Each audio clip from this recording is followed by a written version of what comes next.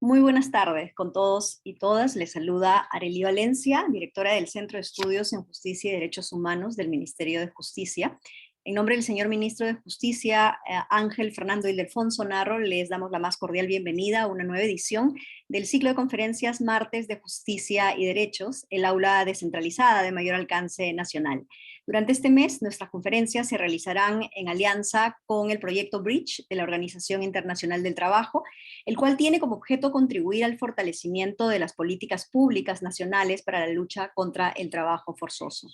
En el marco de este mandato, el día de hoy, tenemos la presentación del estudio titulado Promoviendo el trabajo decente para las trabajadoras del hogar en Perú, COVID-19, cambios en el empleo, condiciones laborales y riesgos de trabajo forzoso de las trabajadoras del hogar remuneradas en Perú.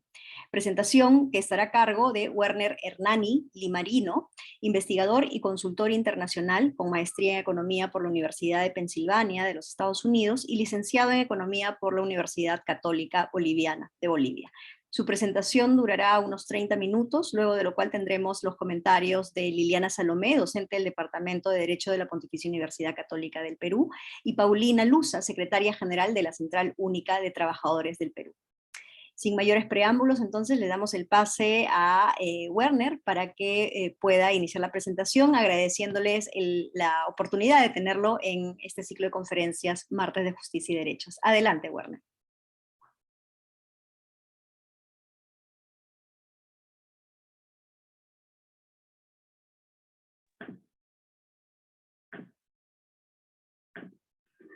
Bueno, muchas gracias por la presentación y muchas gracias por la oportunidad que me dan de compartir la investigación. Como tenemos poco tiempo, voy a tratar de ser lo más eficiente posible y avanzar para compartir con ustedes los resultados. Voy a presentarles brevemente los antecedentes, los objetivos y los métodos que hemos utilizado en este estudio. Luego voy a enfocarme mucho en los resultados. Si da el tiempo, voy a compartir con ustedes algunos dilemas de política pública que pueden ser interesantes en la mirada a futuro que debemos tener todos y compartir con ustedes las conclusiones del estudio. Bueno, los antecedentes son los que todos hemos sido testigos. El COVID ha puesto en situación de vulnerabilidad a todos, ¿no? Especialmente a ciertos grupos vulnerables, entre ellos las trabajadoras del hogar remuneradas, en su gran mayoría mujeres, pobres y migrantes. A pesar de que el 2020 se aprobó un texto supletorio a la Ley de Trabajadoras y Trabajadores del Hogar, en el que se reconocen mayores derechos y beneficios, los datos indican que durante la cuarentena, este grupo ha sufrido muchos despidos, ha sufrido incluso situaciones de trabajo forzoso. Por tanto, junto a la OIT, pensábamos cómo podíamos investigar cómo cambiaron las oportunidades de empleo de las trabajadoras del hogar, cómo habían cambiado sus condiciones de trabajo y fundamentalmente los riesgos de trabajo forzoso. Esto es útil si es que a futuro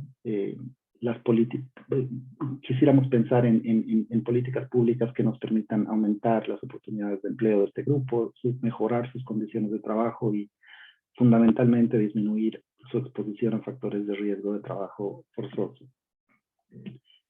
Entonces, dada la situación de pandemia, decidimos usar una combinación de métodos cuantitativos y cualitativos.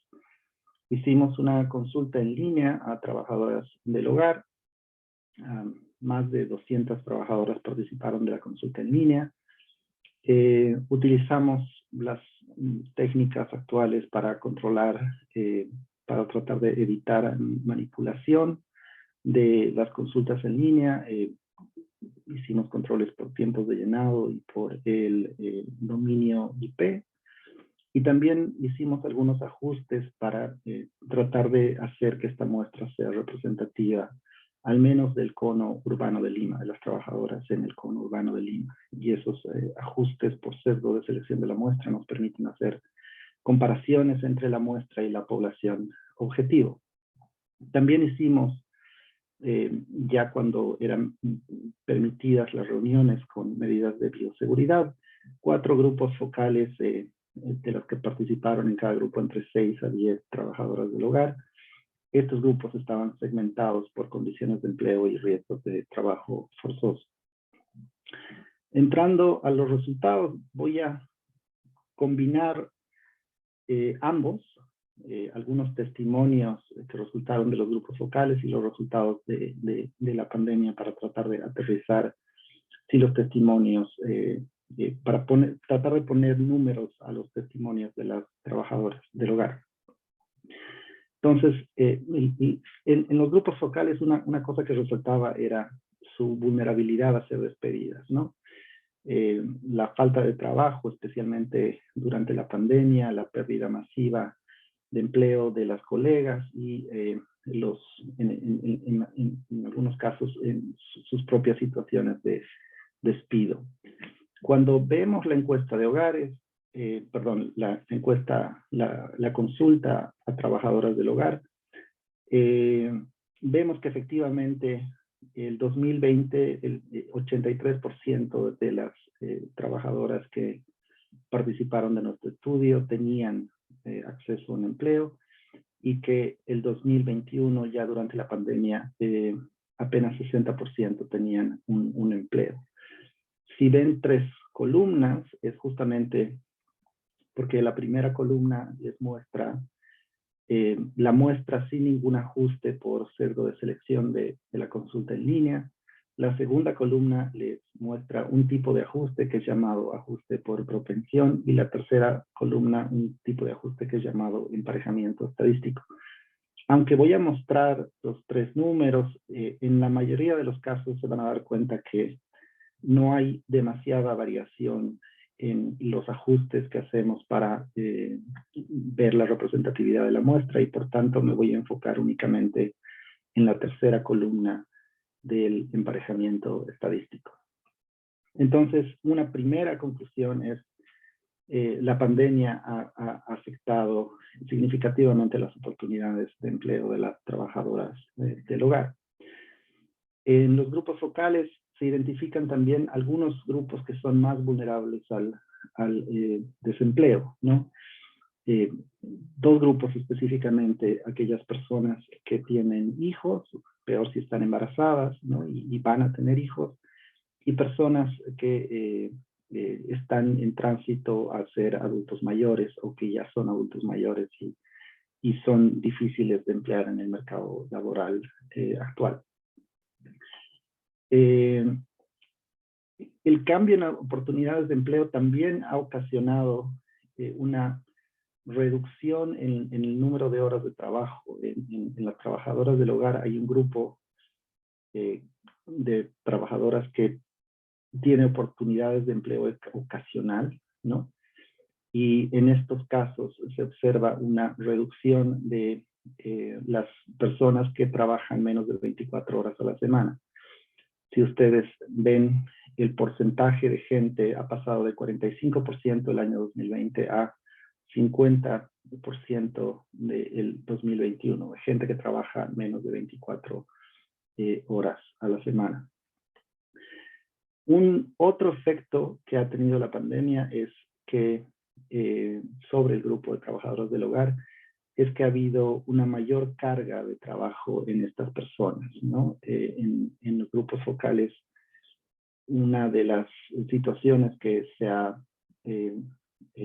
resaltado más es que han pasado a hacer muchas cosas que antes no hacían, ¿no? Si ustedes pueden leer, por ejemplo, la última cita claramente dice que la carga horaria ha pasado a casi el doble, ¿no? De más de 8 horas a 12 horas y a veces más.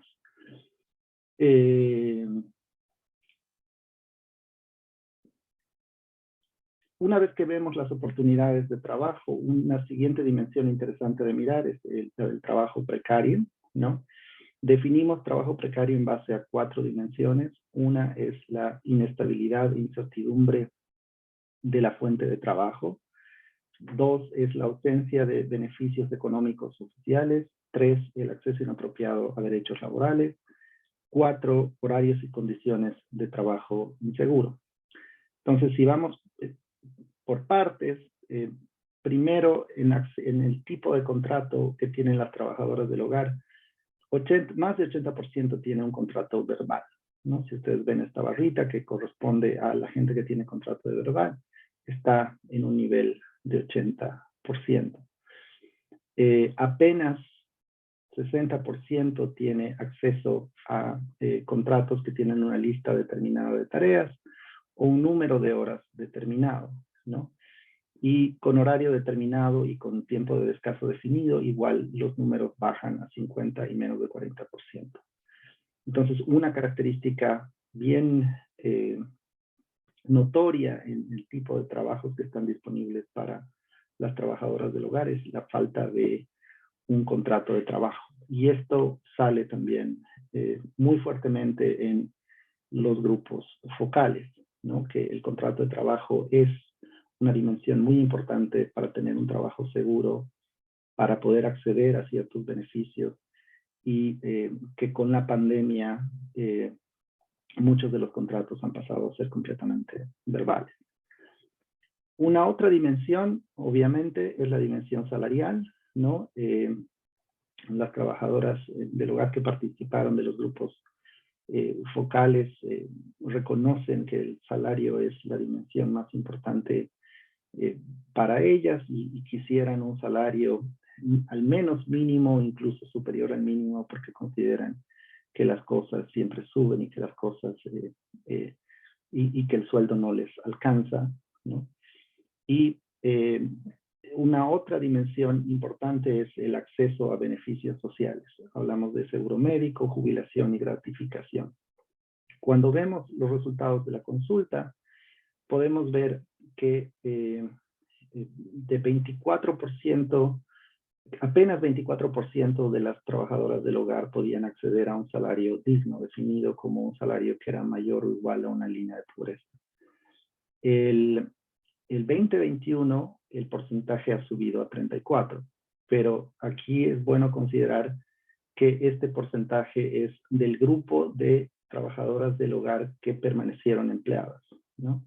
Como habíamos visto en las láminas, en una lámina anterior, había una reducción de casi 20 puntos porcentuales en la reducción de empleo en este grupo y por tanto eso explica por qué en esta tabla estamos observando un aumento en el número de personas que tienen un salario superior a una línea de pobreza.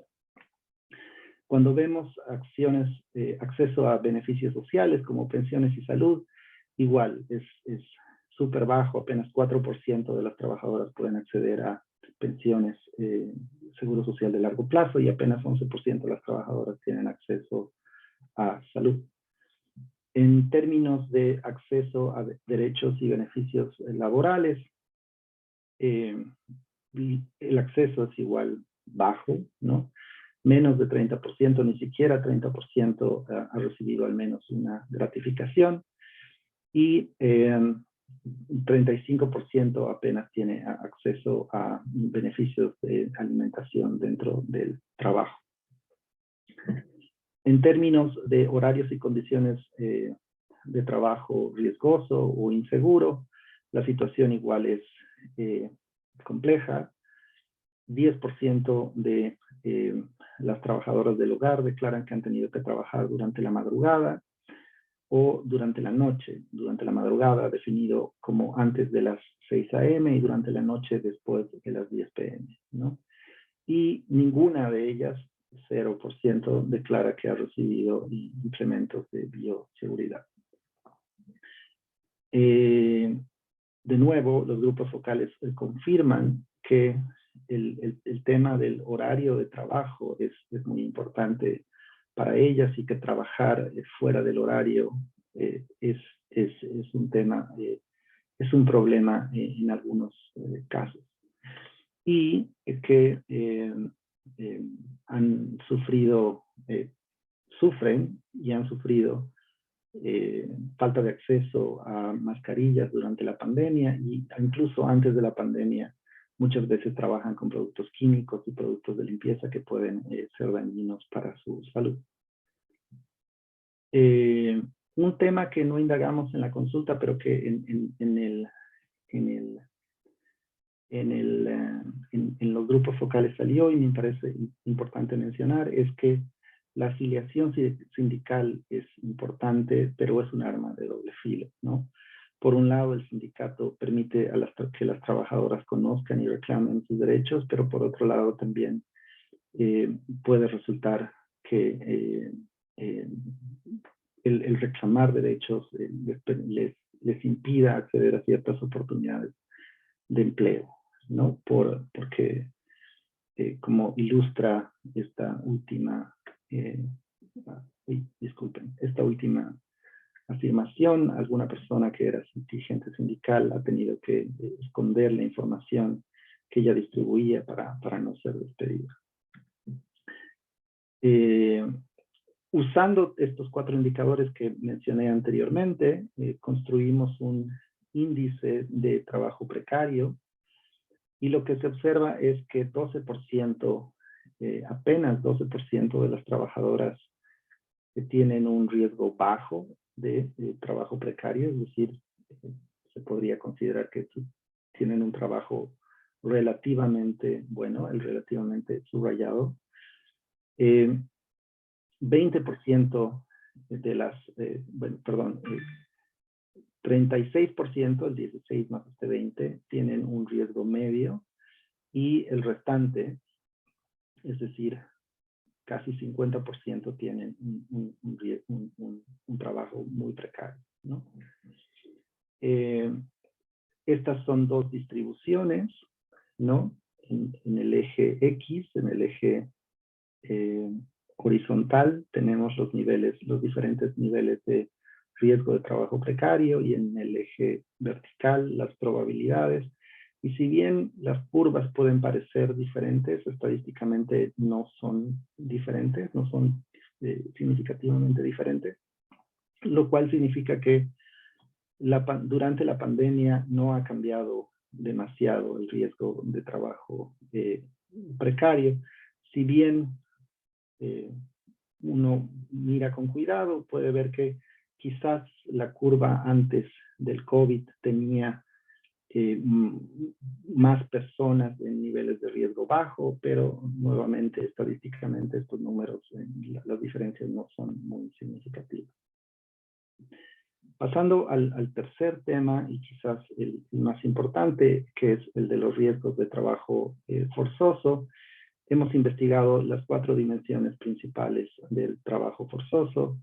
1, el reclutamiento no libre. 2, las condiciones de trabajo y vida degradantes impuestas al trabajador por castigos o amenazas de castigos. 3, la imposibilidad de dejar al empleador por penalidades o riesgos para el trabajador y la penalidad o amenaza de penalidad hacia el trabajador o a su familia, que nuevamente está asociada con castigos o amenazas de castigo, restricciones al libre movimiento, endeudamiento impuesto, retención de salarios u otros beneficios prometidos o retención de documentos de identidad o abuso de su situación de vulnerabilidad.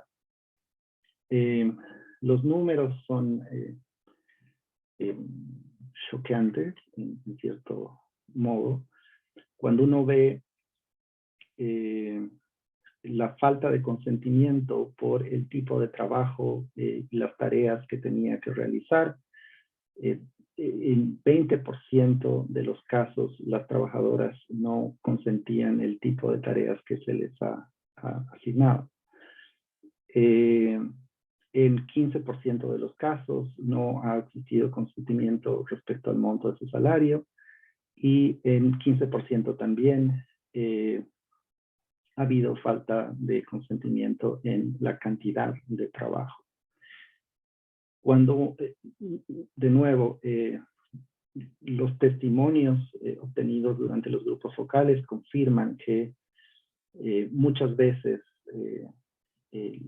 las trabajadoras no han recibido los pagos que han sido prometidos. Cuando uno ve una otra dimensión, que es la de falta de libertad para concluir la relación laboral y dejar al empleador, en las dimensiones clásicas investigadas, si uno no podía concluir, no podía dejar de trabajar con un determinado empleador por deudas por estudios o por deudas por vivienda, comida o vestido, por deudas por no devolver gastos de su contratación o traslado, o porque espera recibir pagos que se le debe. Los números son bajos en las tres primeras, quizás significativos. Un 5% declara que no ha podido concluir su relación laboral porque espera recibir pagos que se le debe, pero había una dimensión de otro ahí que era significativa para más del 25% de la población.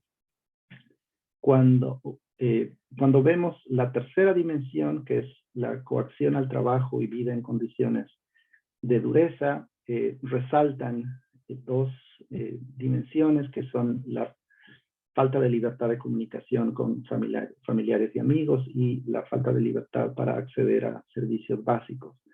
El primero afectando a más del 45% y el segundo afectando a más del 35%.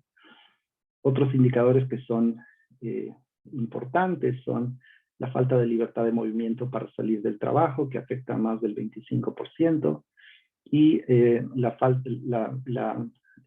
de libertad para comunicarse con autoridades o con la policía, que afecta alrededor del 20%. De nuevo, en los grupos focales se confirma que esta falta de libertad para salir es una dimensión que preocupa a las trabajadoras del hogar. Muchas veces se les niega el permiso para ir al médico, a algunas se le ha negado el permiso para ser vacunada o para hacerse la prueba del COVID. Finalmente, en la cuarta y última dimensión de presencia o amenaza de castigo, como ustedes ven, hay tres dimensiones que resaltan fuertemente. La primera es la amenaza de retener su DNI, retener su cédula de identificación, que afecta a más del 80% de las, más de 8% de las trabajadoras consultadas. La amenaza de retener su sueldo o salario, que también afecta a más de 8% de las trabajadoras del hogar. La amenaza de retirarlas del trabajo, de despedirlas, que igual afecta a más de 8%. Y otro tipo de amenazas que reciben. Es importante también mencionar que el tema de insultos, de acoso, de violencia moral, es otra dimensión que afecta mucho a las trabajadoras del hogar, llega casi al 7%. En los grupos focales se confirma estos problemas, ¿no? Varias de las trabajadoras se quejan sobre el maltrato y denuncian que el maltrato ha aumentado durante la pandemia. La demanda por respeto y nuevamente los castigos de mandarlas al rincón o dejarlas sin alimentación son un tema no menor. En algunos casos han habido testimonios de la presencia de amenaza de castigos físicos o incluso de agresión sexual. Cuando unimos todas estas dimensiones para tratar de construir un índice de riesgo de trabajo forzoso, los números son duros, ¿no? Solo un 13% no tiene ningún riesgo de trabajo forzoso. Más o menos un 35% se podría decir que tiene un riesgo de trabajo forzoso bajo, ¿no? Un 30% tiene un riesgo de trabajo forzoso medio y alrededor de un 5% tiene un riesgo de trabajo forzoso alto. De nuevo, cuando examinamos las distribuciones del riesgo de trabajo forzoso, en el eje horizontal tenemos los diferentes niveles de riesgo y en el eje vertical el porcentaje de personas que tienen ese nivel de riesgo. No se observan cambios estadísticamente significativos entre la distribución de riesgos antes y después de la pandemia. Voy a saltarme en la parte de medidas de política pública para que la podamos conversar luego y pasarme directamente a las conclusiones por restricciones de tiempo. Bueno, la primera conclusión es que la pandemia ha disminuido significativamente las oportunidades de empleo para las trabajadoras del hogar, ¿no? La segunda es que el grupo de trabajadoras del hogar es uno de los más vulnerables al trabajo precario, porque tienen contratos informales, porque tienen contratos de tipo verbal, porque no tienen registro ante las autoridades permanentes, y porque su acceso a beneficios sociales previstos por ley es precario, para decir lo menos. La tercera conclusión es que una parte significativa de trabajadoras del hogar está expuesta a factores de riesgo de trabajo forzoso, especialmente aquellas con menos posibilidades de acceder a otros empleos por su nivel de escolaridad, por mayores niveles de necesidad, generalmente relacionados con altas tasas de dependencia familiar y bajas tasas de empleo dentro de sus hogares. La última conclusión es que los factores de riesgo de trabajo forzoso a los que están expuestas no han sido ocasionados exclusivamente por la pandemia, sino que son de carácter estructural y principalmente están relacionados por las desigualdades entre quienes ofrecen y demandan estos servicios. Las recomendaciones que da el estudio son, la primera es clave tratar de elaborar una ruta crítica, ¿no? Para ver hasta dónde se puede implementar la normativa laboral, ¿no? La segunda recomendación es que es necesario fortalecer los mecanismos de supervisión y fiscalización del cumplimiento de esta normativa para que se puedan proteger los derechos de las trabajadoras del hogar adecuadamente. La tercera recomendación es que una de las formas en las que se puede mejorar las condiciones de trabajo de las trabajadoras del hogar es si se aumenta su costo de oportunidad, y la forma de aumentar el costo de oportunidad es a través de programas de provisión y certificación de habilidades. Y la cuarta recomendación en el tema de trabajo forzoso es que es necesario, casi imprescindible, programas de sensibilización tanto a la demanda como a la oferta, tanto a los empleadores como a las trabajadoras sobre los riesgos y las consecuencias del trabajo forzoso. Y espero no haberme pasado de tiempo, hasta ahí llego yo. Muchísimas gracias, Werner. Muy importante los hallazgos, las recomendaciones para todos los sectores.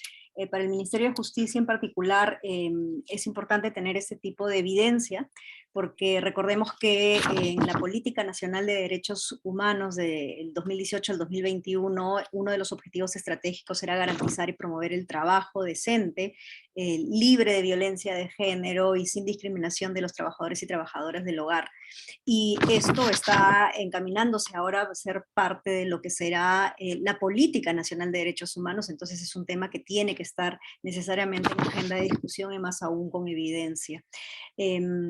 Vamos a pasar entonces a la ronda de comentarios y empezamos con Liliana Salomé. Ella es docente del Departamento Académico de Derecho de la Pontificia Universidad Católica, máster en Estudios Avanzados en Derechos Humanos por la Universidad Carlos III de Madrid y también estudios de especialización en Derechos Humanos y Mujeres en la Universidad de Chile.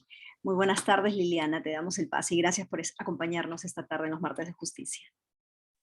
Muchas gracias. Quiero iniciar mi intervención agradeciendo al Ministerio de Justicia y Derechos Humanos y también a la Organización Internacional del Trabajo porque han hecho posible este estudio. Me han pedido que comente el trabajo que ha hecho Werner, Hernán y Limarino, y pues quisiera empezar diciendo que es un trabajo fundamental desde diferentes ópticas, desde la academia, de cara a las políticas públicas, y también para la labor que hacen los sindicatos.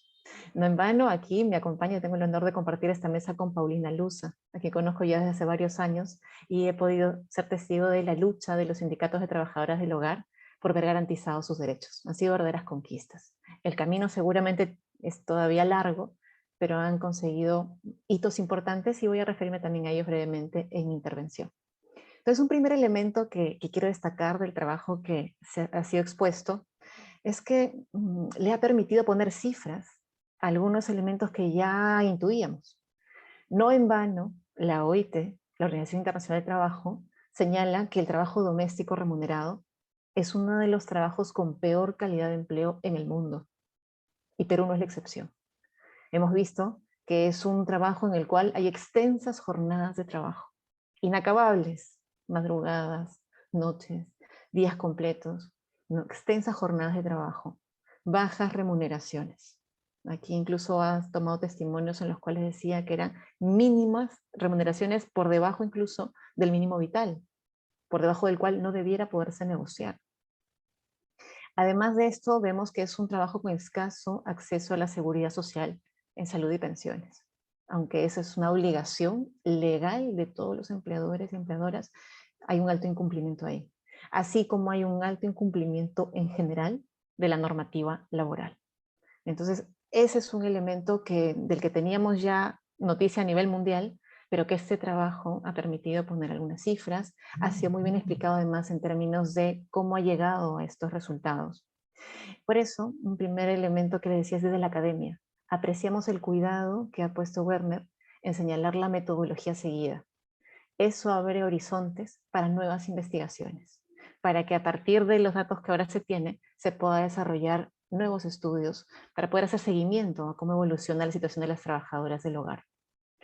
Esta situación, además, afecta sobre todo a las mujeres. No en vano, el nombre del estudio es de las trabajadoras del hogar. Tenemos que tener en cuenta que ese es un trabajo feminizado. Es hacia el 95% de las personas que se dedican a esta labor en nuestro país somos mujeres. Y este trabajo que les decía que tiene la peor calidad o una de las peores calidades de empleo en el mundo, entonces tiene rostro de mujer. Pero además hay una intersección de factores. Ya nos lo comentaba Werner. Es un rostro de mujer, pero además se trata de mujeres migrantes, muchísimas de ellas en situación de pobreza. Yo les invito a leer el estudio, hay secciones en las cuales se consulta sobre qué motivó a una trabajadora del hogar a desarrollar esta labor. Y los testimonios son muy importantes ahí porque son empujadas por las circunstancias. No eligen ser trabajadoras del hogar. Las circunstancias de, por ejemplo, pobreza, necesidad, falta de acceso a la educación, que son estructurales en nuestro país, las llevan a desarrollar un trabajo que luego las expone, como hemos visto, a situaciones de trabajo forzoso. Existe un amplio consenso en el reproche que merece el trabajo forzoso a nivel internacional. El Perú ha ratificado instrumentos internacionales en esta materia, cuenta con un nutrido marco normativo en esta materia, y aún así sigue existiendo el trabajo forzoso en nuestro país. Si vemos los estudios en esta materia, seguramente podemos evidenciar que están quienes se dedican, por ejemplo, a la tala ilegal de árboles. Hay personas que se dedican a la minería ilegal, que también están en riesgo de trabajo forzoso. Y esta lista, entre los más comunes, las personas que se dedican al trabajo del hogar, las trabajadoras del hogar, expuestas al trabajo forzoso. Las características, los elementos han sido mencionados por Werner, pero para retomarlos un poco y recordarlos en esta presentación, se trata de una persona que presta servicios para otra persona, ¿no? Trabaja para otra persona, presta servicios para otra persona. Y esa otra persona es una mala empleadora, es un mal empleador. Las condiciones en las cuales se presta el servicio son sumamente precarias, pero además, este servicio es dado bajo amenaza, que quiere decir que la persona, que la trabajadora del hogar, no es auténticamente libre. Hay una coacción. Estamos, por tanto, ante un trabajo forzoso que afecta a un conjunto de derechos fundamentales, que es contrario a la dignidad misma de la persona. nuestra Constitución abre con dignidad, ¿no? Dice que la defensa de la persona humana y el respeto de su dignidad son el fin supremo de la sociedad y el Estado. Bueno, la dignidad está siendo afectada con este riesgo de trabajo forzoso. La libertad, porque no es un trabajo, como les decía, auténticamente libre. La libertad de trabajo también garantizada constitucionalmente. La igualdad y la no discriminación. Y por eso paso aquí a un elemento que también decía es relevante. Estamos hablando de la academia, lo valioso que es ese trabajo de cara a futuros estudios desde la academia, pero también de cara a las políticas públicas.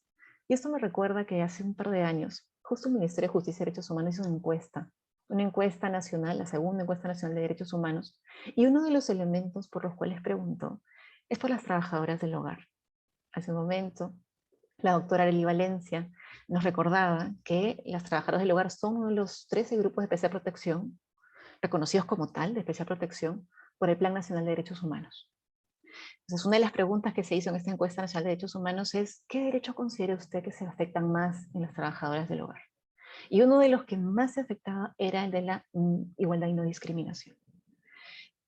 Casi una de cada 2 personas contestó que a las trabajadoras del hogar se les afecta este derecho fundamental. Que ciertamente no es el único, pero es uno de los emblemáticos. Y este elemento, recordemos cómo se define la discriminación, esto nace también de la Constitución, de los instrumentos internacionales, de la jurisprudencia del TC. La discriminación es todo acto, exclusión, restricción o preferencia que se basa en un motivo prohibido por el ordenamiento y que tiene por objeto o por resultado menoscabar el goce y ejercicio de los derechos y libertades. Frente a ello es que se posicionan las trabajadoras del hogar. Recordarán hace un tiempo en los medios de comunicación una prohibición para que las trabajadoras del hogar puedan acceder a las playas. Una prohibición para que las trabajadoras del hogar puedan acceder a cualquier servicio higiénico. Habían baños específicos para trabajadoras del hogar.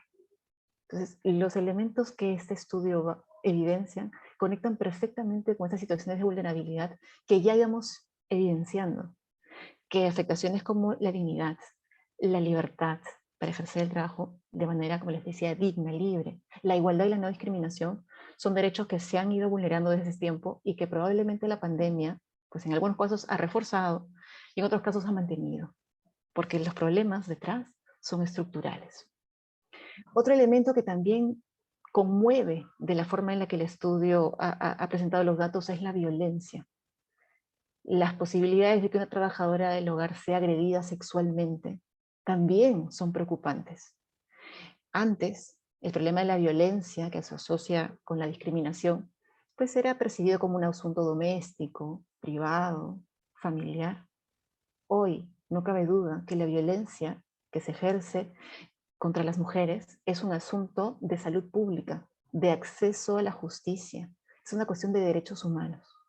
Y que las estadísticas, los índices nos dan cuenta de que las personas más afectadas con la violencia de género pues son las mujeres. Las trabajadoras del hogar, estando, como les decía, esta labor altamente generalizada, pueden estar expuestas también a esta forma de afectación de sus derechos humanos. Yo les decía que este estudio entonces permite que las políticas públicas puedan tomar este estudio como evidencia y poner mayor énfasis en el trabajo que se está haciendo. La labor de los sindicatos, que es un tercer elemento para el cual les estudio, y por eso fantástico el trabajo que está haciendo The Bridge Project para poder poner en evidencia todos estos resultados, me permite a mí recordar los avances que han ido logrando.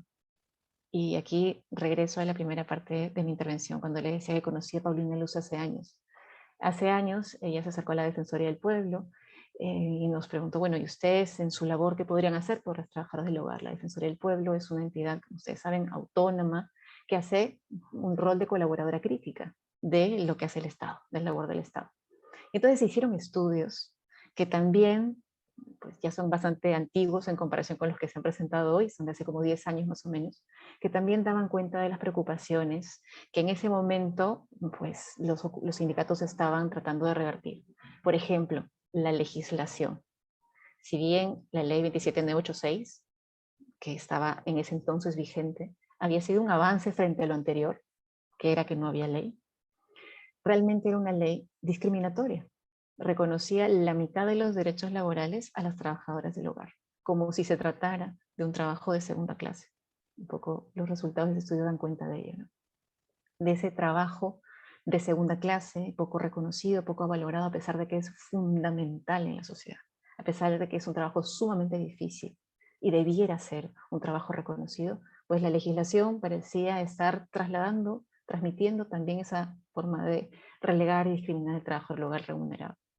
Y la labor que han hecho los sindicatos ha sido muy importante, primero para la ratificación del convenio 189 de la OIT, ya ratificado en nuestro país, luego de pues, largas luchas, y también la modificación, bueno, en este caso la nueva ley de trabajadoras del hogar, que es la ley 31047, esta del año 2020, en plena pandemia, fue que se aprobó esta norma.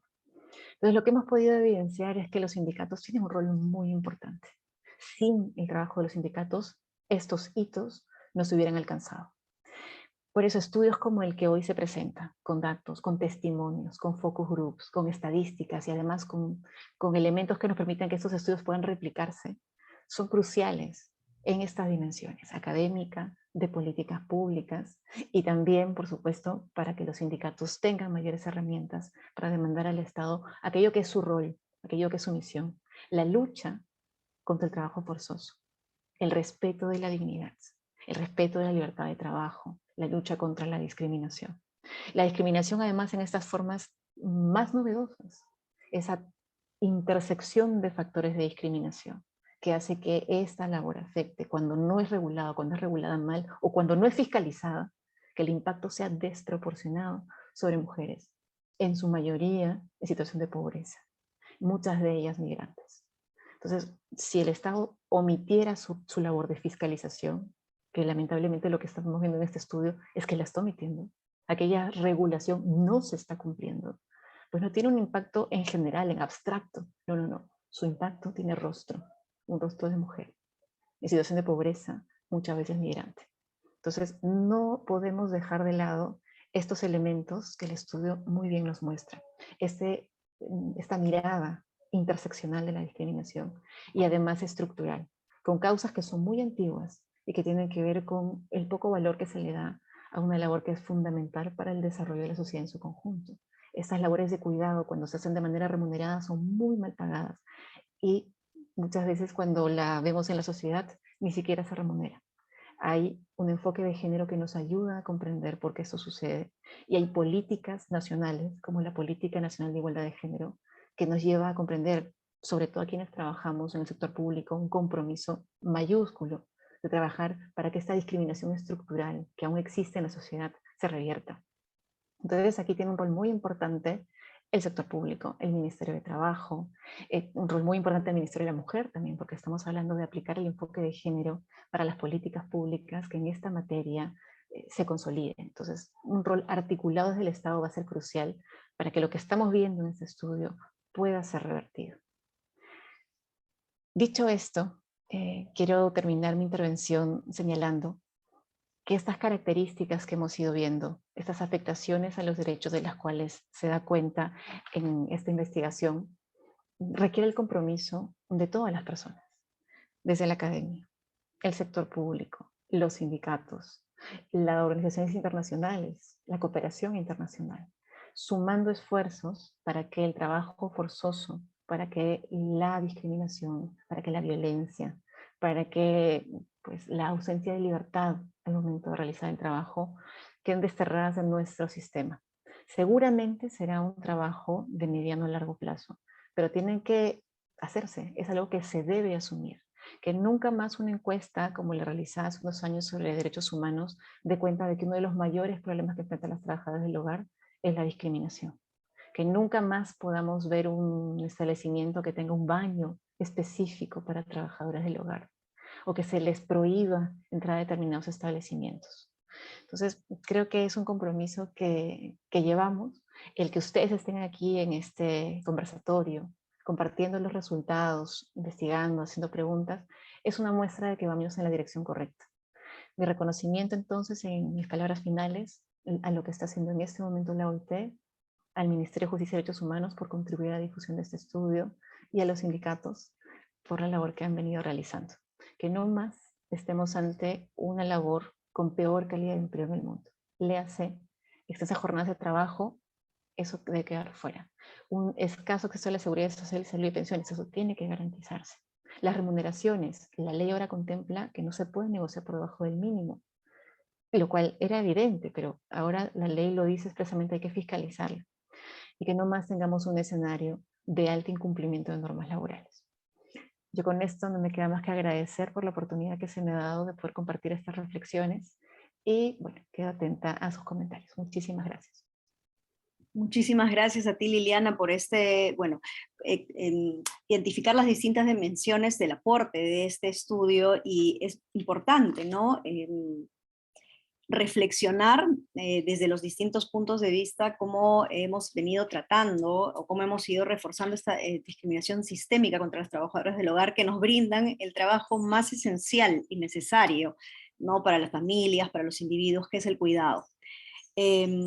Yo aquí quisiera darle el pase a Paulina Luza Osca, secretaria general de la Central Única de Trabajadores del Perú y también representante del Sindicato Nacional de Trabajadoras del Hogar, quien va a compartir con nosotros la voz, ¿no? de las propias trabajadoras, y es muy importante que en todas estas transformaciones del derecho hacia un reconocimiento más progresivo, ¿no? De las responsabilidades de los distintos actores y el reconocimiento, respeto a derechos, tengamos siempre un espacio para quienes son los actores directos, ¿no? de este escenario que queremos nosotros transformar hacia un camino de mayor igualdad. Te doy el pase entonces, Paulina, y mucho gusto de tenerte aquí. Parece que se le cayó el internet, no la veo. Paulina.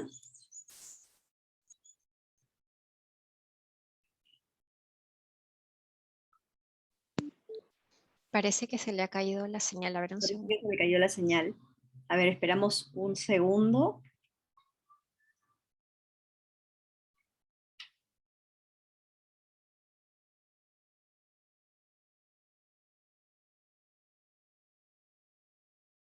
Mientras Paulina se reconecta, agradecer a la audiencia. Tenemos 363 personas que están siguiendo esta presentación.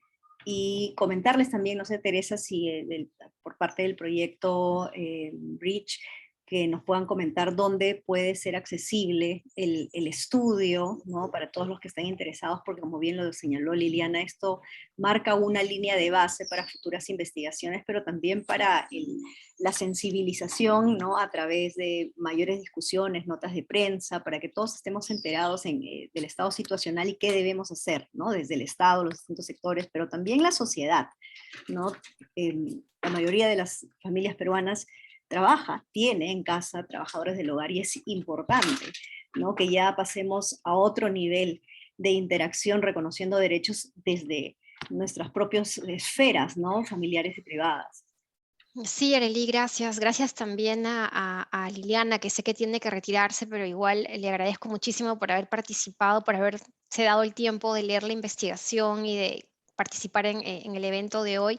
Y Arely, a ti también un agradecimiento, como siempre, por darnos un espacio para presentar temas vinculados al mundo del trabajo, en este caso las trabajadoras del hogar. El estudio lo vamos a pasar, están siendo ahorita colgado en la web para pasarles un enlace, porque se ha lanzado hoy día, o sea, es el día del lanzamiento del estudio y justamente es la presentación del estudio por eso. Pero en breve les vamos a compartir, igual tenemos el dato de todos quienes están conectados porque se han registrado en el Zoom para el evento. También agradecerle a Werner, que está, quien ha hecho la investigación y ha explicado un poco los retos de la investigación misma, porque empezamos con una idea, pero la pandemia nos puso unos retos metodológicos. Y si es que Paulina se demora un poco en empezar, yo le pediría a Werner que nos cuente un poco sobre esos dilemas de política pública que no las pudo presentar por el tema del tiempo, pero hasta que, bueno, está Paulina ahora, mejor no.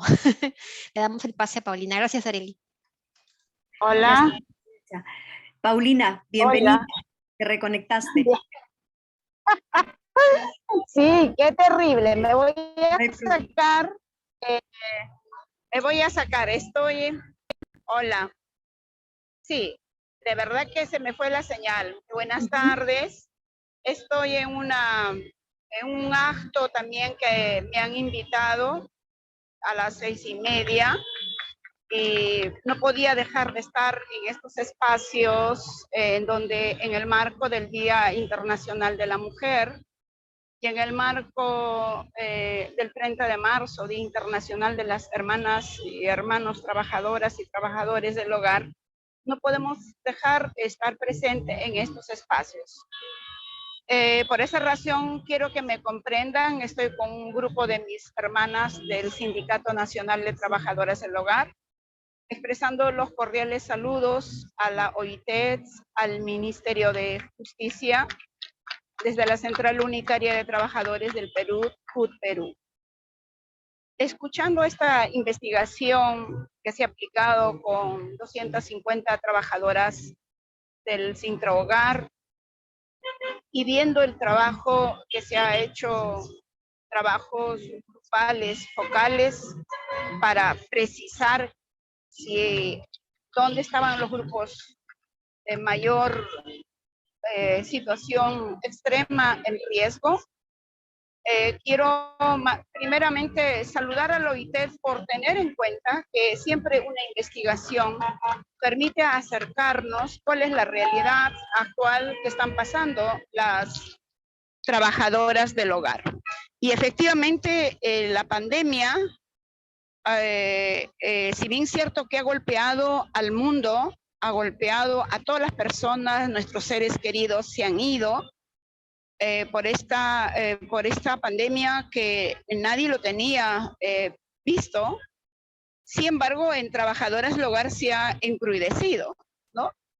Y podemos, por ello, ver acá, dicen no a la esclavitud moderna, porque si bien es cierto que son 500 años en que la opresión se ha normalizado, se ha naturalizado, el tener una familia, una trabajadora del hogar, bueno, 200 años era peor, esclavas puras. Bueno, 100 años ha sido menos esclavas, pero que yo podría decir que hasta los años 68 años yo era esclava. Entonces, ahora tengo 61 años, entonces es para poder ubicarnos, ¿no? Entonces es importante en el caso del Perú, que ha habido, creo, como 5 momentos. En el Velasco Alvarado, con la 002 RT70, efectivamente ha habido un decreto supremo que no tenía carácter de obligación. Sin embargo, Velasco, y esto hay que anotarlo, obligó a que las empleadoras registrasen a sus trabajadoras del hogar. Segundo, obligó también que todas las trabajadoras del hogar fuesen a estudiar. Y es por eso que yo tengo ese privilegio, esa obligación que dio Velasco. Yo fui a estudiar. Si no hubiera obligado el presidente de aquella época, yo no hubiera ido al colegio. ¿Se me escucha? Porque no sé si estoy... Sí, se te escucha perfecto. Si hay algún problema, yo te aviso, pero queremos escucharte. Okay. Ya, perfecto. Entonces, en esa primera etapa, donde se muestra CTS, vacaciones, 1 de mayo, 28 de julio, 25 de diciembre, en que la trabajadora salía. Si fijamos, no hay todos los feriados libres. Entonces, que yo recuerde, las trabajadoras del hogar en estos 54 años de resistencia, de lucha, de ser valoradas, escuchadas, entrar al diálogo hasta ahora, no ha caído del cielo, ni un político nos ha dado.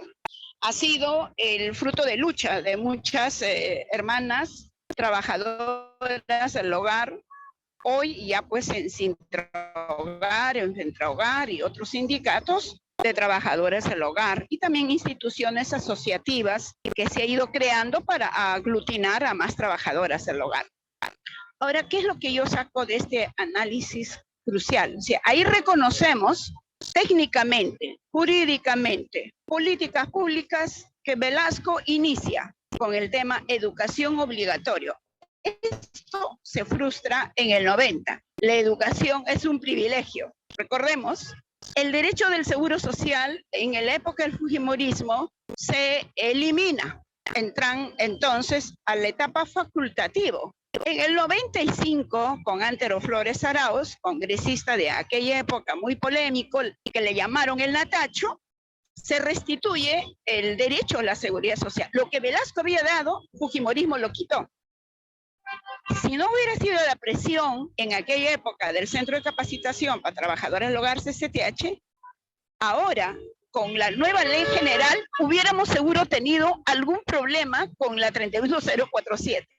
Es obvio que con Antero y alianza con Carlos Almerín, que era el presidente de la Comisión de Trabajo, con el presidente Alejandro Toledo, se da la 27986, y ahí técnicamente yo recién maduro, a lo largo de los años, se nos había puesto en el nivel de trabajadoras del hogar en calidad de confianza de familia.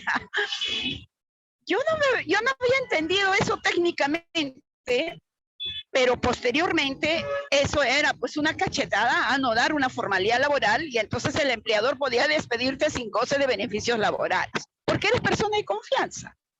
Ahora, con este gran avance que se ha hecho, primero, la ratificación del convenio 189, segundo, la normativa de la 31047, tercero, la reglamentación Paulina, de la se te ha ido el audio. Aló. Ahora sí. Ahora sí. Entonces, haber logrado ya ahora reglamentada y ahora instalada en la mesa de trabajo de las trabajadoras del hogar, que estamos trabajando con el Ministerio de Trabajo, donde está el Ministerio de la Mujer, que es el tema de violencia que la doctora Liliana lo manifestó, donde está la SUNAFIL, que es la parte inspectiva, donde hay las recomendaciones que el doctor en la investigación levanta, donde está el tema también del registro de la formalización, de acuerdo a la 31047, que también manifestó el investigador, que anota, muy importante, es otra etapa que ahora, en un país donde estamos con crisis de gobernabilidad, los técnicos, los que están tomando decisión en cargos importantes, como los ministerios de Trabajo, de Justicia, de la Mujer, Ministerio del Interior, entre otros ministerios, tienen un rol muy importante de una deuda histórica de políticas públicas para las trabajadoras del hogar. Ahora, no más adelante será otra la situación. Ahora es importante, en este marco del 30 de marzo, Día Internacional, yo saludo a la OIT, nuevamente levantar, gracias a esta investigación, digo gracias en el sentido, no porque le tengo que agradecer en el sentido de diminutivo, sino gracias políticamente por preocuparse que la OIT anima, empuja a que las trabajadoras del hogar tomen la palabra y digan, esta es la realidad que estoy pasando. En el COVID despidieron más de 250.000 trabajadores del hogar en la calle, sin beneficios laborales. El Estado, ¿dónde estaba? Ausente. ¿Quiénes la asistieron con la canasta de víveres de primer nivel? La organización. ¿A cuántas? 1.800 canastas de emergencia. Muchas se nos murieron, muchas contagiadas solas en su habitación. Otras, como la investigación manifiesta, fueron forzadas en el centro de trabajo y rebajadas el salario, las que ganaban 1.400, a la mitad las que ganaban 1.200 a 600 soles, y progresivamente el salario ahora ha llegado a 950. Entonces ha habido impacto en la vida económica, laboral.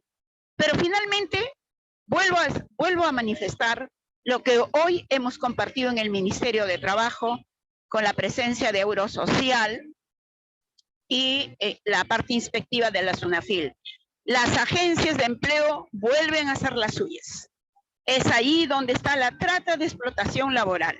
Las agencias de empleo nuevamente están en esta oportunidad todavía sorprendiendo terriblemente, que es el tema de que están cobrando las agencias de empleo por la labor que realiza la trabajadora del hogar. Eso debe ir a hacer una inspección. Me encantaría que el Ministerio de Justicia haga una campaña, se sume en el marco del Día Internacional, los recursos se busquen, se junten, que hay que hacer una inspección. Ministerio de Justicia, Ministerio del Interior, SUNAFIL, Ministerio de Trabajo, deben inspeccionar a las agencias de empleo porque están recurriendo a un nivel de esclavitud moderna. Finalmente, quisiera decir que las normas están, nos toca la tarea de las trabajadoras del hogar organizarnos, conocer las herramientas y los procesos para apoyar a las compañeras en el cumplimiento de la formalización. Pero fundamentalmente queda la tarea más grande que las autoridades en políticas públicas y las familias empleadoras tienen que romper. Discúlpenme lo que voy a decir. Si no lo digo ahora, ¿cuándo lo voy a decir? Cuando cierre los ojos, ya no, porque ya no voy a estar acá. Tiene que haber un cambio cultural, implica descolonización del feudalismo en el trato a las trabajadoras del hogar. No se puede seguir teniendo trabajadoras del hogar a tiempo completo las 24 horas.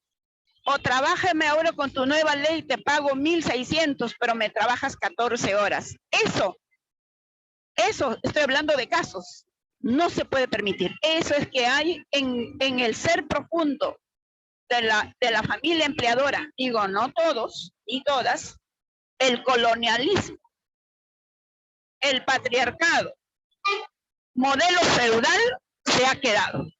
Y eso solo vamos a poder erradicar con el esfuerzo común en un plan nacional que le invita al Ministerio de Trabajo, que vengan todos y trabajemos juntos, que en este marco pidamos al presidente Pedro Castillo, que aún no le hemos escuchado absolutamente ningún mensaje para las hermanas y hermanos trabajadores del hogar como gobierno, cómo va a dar el presupuesto a través del Ministerio de Economía para que realmente se haga carne. ¿Qué es lo que queremos? No queremos 2.171 formalizadas. Queremos más de 500.000 trabajadoras del hogar formalizadas. No pedimos limosnas ni un gracias. Estamos pidiendo simplemente el cumplimiento. Muchas gracias. Muchas gracias a ti, Paulina, por recordarnos sobre todo que en la movilización, los gremios son actores muy importantes en todos los ámbitos de un mayor reconocimiento de derechos. Entonces, ese llamado a atención al Estado, a las distintas autoridades, es algo que lo recibimos, lo vamos a trasladar, porque ahorita estamos, como lo mencionó Liliana y como también se mostraba en el estudio, estamos avanzando distintos hitos, ¿no? Y como lo has mencionado tú también en los distintos gobiernos, estamos en un hito muy importante en el cual solamente vamos a poder caminar hacia adelante y no para atrás, ya no hacia atrás. Y hacia adelante hay toda una tarea muy importante que realizar en todo nivel. Y la ciudadanía y los ciudadanos que nos están, ciudadanas y ciudadanos que nos están escuchando en este momento, creo que hay una tarea más allá del Estado, como tú dices, de sensibilizar a quienes tenemos trabajadoras domésticas, trabajadoras del hogar, ¿no? De aprender, ¿no? A interiorizar esa cultura de derechos en nuestros propios espacios. Y solo así podemos hablar de verdaderas sociedades inclusivas, de avanzadas hacia sociedades igualitarias. De lo contrario, estaríamos pues conviviendo y con una hipocresía, ¿no? De reclamar derechos a ciertos niveles y a otros niveles de negarlos. Bien, yo quisiera dar el pase ahora a Werner para una reflexión final, luego de haber escuchado los comentarios, tanto desde bueno, Liliana, representante de la academia, Muchas gracias. Públicas, y por otro lado, desde la voz, ¿no? de las representantes, de los sindicatos, y qué tan importante que es trabajar en alianzas a todos los niveles para hacer cambios en el derecho y cambios sociales también. Werner, te doy el pase entonces para poder hacer este cierre.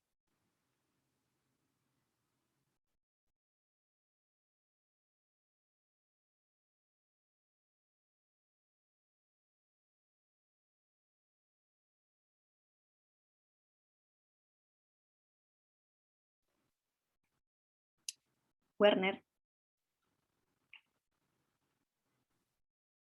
No sé si me está escuchando. Su micro está off, de repente no. Sí, a ver. ¿Aló? Ya. Ahora sí. Creo que Werner nos acompaña desde desde Washington, D.C. Entonces yo creo que hay un tema también de conexión. Werner, te estaba dando el pase para hacer un cierre y unas reflexiones finales luego de los comentarios recibidos por Liliana y Paulina. ¿Aló? ¿Me escuchan? Sí, te escuchamos. Qué bueno, perdón. Sí, bueno, agradecer más que todo a la OIT por darme la oportunidad de compartir este estudio, agradecer a Liliana por haberse leído el estudio y a Paulina por toda la colaboración que nos ha otorgado en los grupos focales y en el contacto con las trabajadoras del hogar, con las personas con las que ella trabaja para la consulta en línea. Creo que voy a repetir lo que dije en la primera presentación que hice, que es, todos sabemos, creo que todos los que estamos trabajando en esta área sabemos los problemas. La única contribución que hace este estudio es que quizás pone un número, ¿no? Pero los problemas son estructurales y creo que es hora de pasar al análisis de por dónde empezamos para cambiar estas estructuras, para dar mayores oportunidades a las trabajadoras del hogar y sobre todo a sus familias, ¿no? Para que tengan, para que todos tengamos un mejor futuro y así podamos construir una sociedad más igualitaria y más justa. Solamente eso.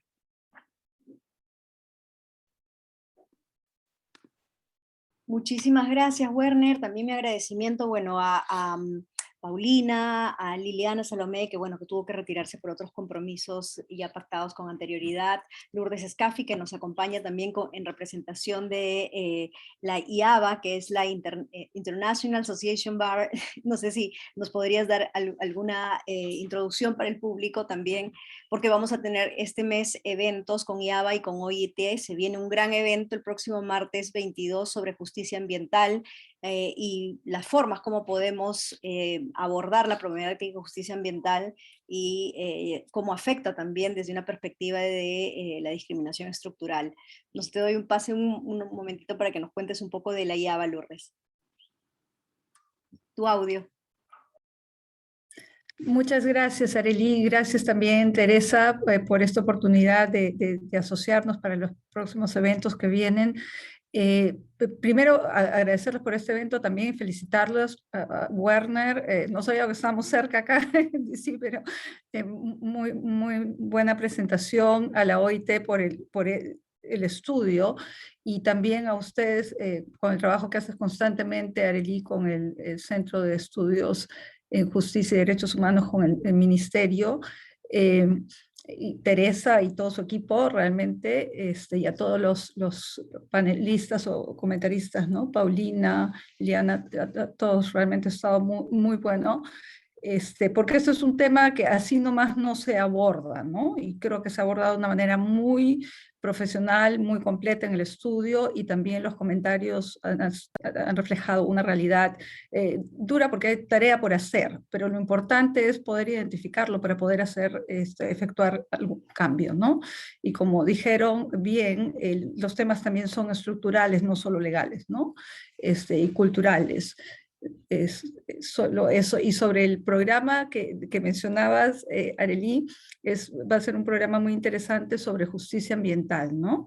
Y los retos para eliminar la discriminación y asegurar una tutela efectiva de derechos. Gracias. Y bueno, la institución es el Inter-American Bar Association, o Federación Interamericana de Abogados, ¿no?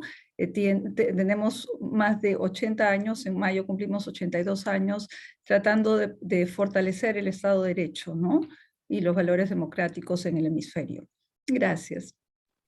Muchísimas gracias, Lourdes, y bueno, ya con tu participación y los agradecimientos respectivos, nada más nos queda que incentivar a toda la audiencia. Hoy día hemos llegado a 350 personas, hasta un poquito más, incentivarlos a que realmente lean este estudio. Les vamos a hacer llegar el link a todos los participantes, y sigamos, ¿no?, trabajando por los cambios, ¿no?, por los cambios de una sociedad mucho más inclusiva, justa, y consciente y sensible, ¿no?, de valores igualitarios. Entonces, invitarlos nuevamente al siguiente martes, agradecer a Werner por la presentación y reconocer que este es un estudio que marca un hito muy importante en las investigaciones, en todo lo que tiene que ver con temas de trabajo forzoso, pero específicamente con todo el trabajo que se tiene que hacer por la lucha de reconocimiento y promoción de los derechos de las trabajadoras del hogar. Muchas gracias, muy buenas noches y nos vemos el siguiente martes.